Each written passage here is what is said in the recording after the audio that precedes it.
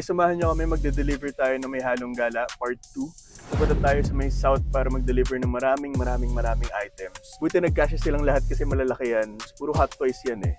Tignan natin mamaya lahat ng mga nabili sa atin. Isa-isa kong papakita yan sa inyo. Kakarating lang natin sa Bulalo Capital 2. Ito yung Transformers room nila. Ito yung mga nakuha sa atin. Kuya Edward mag-receive ng mga items. Saktong-sakto to sa Andor Season 2. Medyo rare na rin to. Si Axe Wolves. MISB nakuha sa atin from The Mandalorian to. Moff Gideon na MISB din. From The Mandalorian din siya. Meron tayo ditong 2-pack na Jawa. By Sideshow naman siya. Nasa $319 dati nung nakuha sa ibang bansa. Ito, isa sa mga holy grail ng Star Wars Hot Toys, si Grand Moff Tarkin. Back-in-box condition pero in great condition pa siya. Isa to sa mga mahirap hanapin.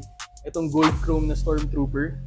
Hot Toys exclusive. Limited lang to. Hindi lang isa, kundi dalawa nabili sa atin ni Sir. Yung isa, MISB. Ito, back-in-box. Meron tayo ditong bagong Mace Windu na Hot Toys. MISB din siya. Yung speeder bike with Scout Trooper. Yun yung mga nakuha sa atin. Tara, ikutin na natin yung mga Transformers.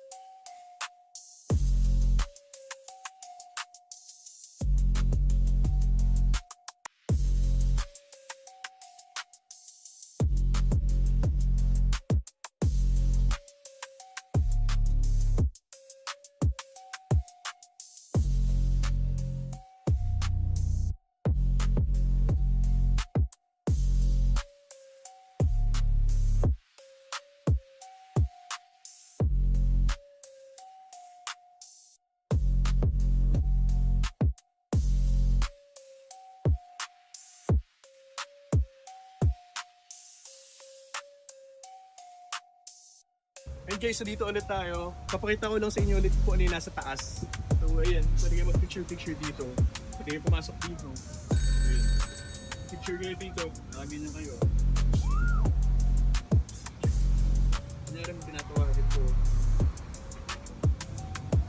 Ang Instagram ba?